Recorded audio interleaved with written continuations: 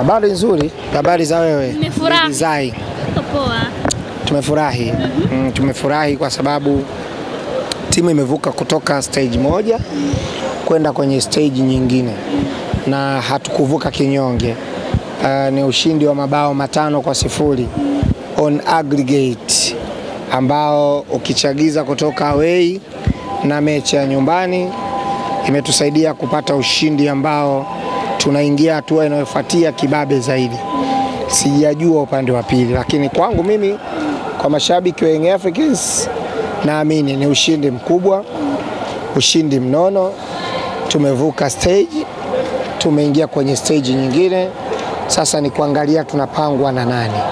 Sawa, pressure ilikuwaje kwenye mchezo huu? Japo mlikuwa mna advantage ya goli 3 za ugenini na nyendo mlikuwa mko mbele zaidi.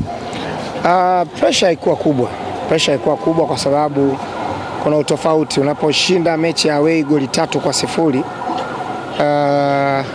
tayari unakuwa na advantage ya kuvuka. Kwa maana hata ukitoa sare, ukifungwa 1, ukafungwa 2, tayari una advantage ya wewe kufanyaje? Kufuzu kwenda raundi nyingine. Mimi nikizungumza sasa kifootball. Unajua kwa nini mashabiki wa mpira wa Tanzania wanapokuwa uwanjani hawaangalii impact ya timu kutoka kwenye hiyo stage, wanavuka wanaenda wapi, wana michezo mingapi, situation ya mechi zikoje? Sisi tunaendeshwa na pressure ya dakika 90 tu. Sio kama hapo unanielewa. Hii ni changamoto ambayo inahitaji elimu kubwa kutoka kwa wachambuzi. Shida tulionayo kwenye nchi yetu, tuna aina wachambuzi ambao wana ushabiki. Kile kitendo cha kuleta ushabiki kwenye uchambuzi ndicho kinachoathiri soka la Tanzania. Naomba hapa niongee nieleweke. Namna ya wachambuzi wa mpira wa Tanzania wanachokifanya, hawaangalii athari zinazoiathiri timu zetu na mpira wetu wa Tanzania katika namna ya kuchambua mpira. Wanachokitizama ni kuongeza pressure kwenye hivi vilabu. Baada ya kuongeza pressure, wao wanaangalia maslahi ya vilabu wanavyovishangilia. Noti hichi ninachokwambia. Young Africans ameshinda mechi ya away bao 3-0 kwenye mashindano ya Champions League.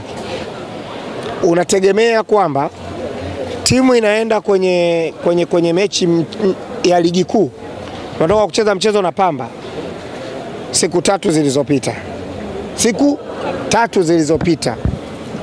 Leo ulikuwa ni mchezo ambao kama sio pressure kupewa na wachambuzi kwamba labda wanavyochambua Yanga anacheza vibaya, Yanga anafanya hivi, Yanga hivi, kocha sijui hivi, kama sio kuletewa pressure za wachambuzi, Miss Yanga angekuja leo kwenye mchezo, angecheza kwenye tempa ya kawaida, kuvuta pumzi ya kucheza mchezo wa ligi kuu Tanzania bara ambao siku 3 mbele tunaenda kucheza Mbeya. Hesabu kilomita za kutoka Dar es Salaam mpaka Mbeya. Tuna mchezo mwingine Mbeya wa ligi ambao Yanga anatakiwa kutafuta alama 3 muhimu kuelekea ubingwa wa ligi kuu Tanzania bara wa msimu wa 2026. Sio kama unanielewa. Lakini nini kinaendelea? Kinachoendelea ni wachambuzi kuendelea kuipiga pressure Young Africans.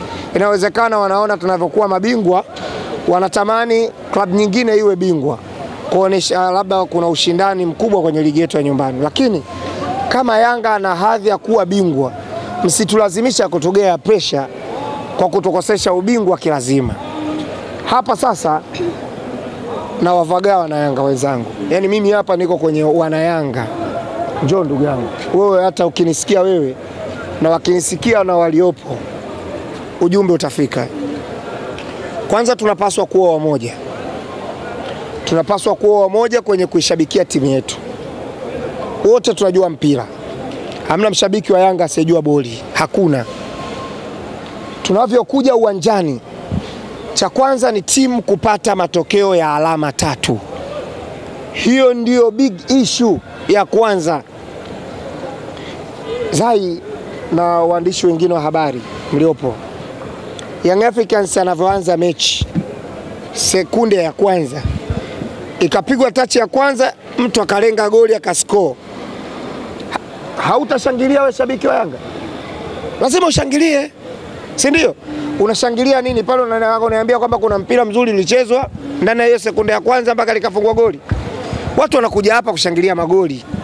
Sasa kwenye football goli linaweza likaja sekunde ya kwanza au likaja sekunde ya mwisho. Hapo kinachoangaliwa ni kwamba umeshinda au haujashinda. Yanga imeshinda michezo yote ambayo kocha huyu amesimamia. Michezo yote. Yanga hakuna mchezo ambao imeondoka uwanjani imeruhusu bao chini ya kocha huyu. Sijui kama unanielewa. Lakini kwa sababu tunasubiri goli tunalisubiri, ukishaona dakika 60 halipo, bado halijafungwa. Sasa pale watu wanaangaliana usoni, kila mtu anamwangalia mwenzie, minong'ono inaanza, pressure inakuwa kubwa. Lakini yote kwa sababu gani? Wachambuzi walichambua Yanga inacheza vibaya, Yanga ina kocha mbaya. Kama mnaendelea kuchambua hivyo, maana yake sasa pressure inaongezeka kwenye Champions League. Nchi haitafanya vizuri kwenye Champions League. Sababu mnapoipressurize Yanga, hamuipressurize Yanga peke yake. Watu wanasema sawa, Yanga anacheza vibaya, tumwangalie Simba anachezaje. Ukifika kwa Simba ndo unakuta anapigwa mwingi kuliko hata Yanga Afrika. Sawa, Yanga Afrika na Simba. Ukitoka hapo utaenda kwa Azam, confidence anaitoa wapi? Kama wakubwa wake wanasema. Utaenda kwa Singida, confidence wanaitoa wapi? Lakini wanapaswa kuchambua football ndani ya dakika 90 na impact ya mechi kwa mechi. Mechi hii haikupaswa kuwa na pressure kubwa kutoka kwa wachambuzi. Mimi nakataa. Yanga anaongoza bao 3 away, anakuja nyumbani, wachambuzi mnatuongezea pressure kweli? Embu hii tuiongea, ni bao 3-0 unatuongezea pressure. Tuache kufocus na next match. Mechi kama hizi unakuta kwenye nchi za wenzetu wanaanza kuangalia miundombinu kwa stage inayofuatia. Wanaanza kuangalia kama Yanga na mchezo unaofuatia mgumu wa ligi, na sio mchezo mwepesi. Mchezo wa Yanga na Mbeya City ni mchezo mgumu kweli kweli away. Hii ligi kuu Tanzania bara nafasi ya 5 kwa ubora barani Afrika. Maana yake unaweza ukawa na mchezo mgumu ndani kwenye ligi kuliko mchezo wa Champions League. Hiyo noti kutoka kwangu nakwambia.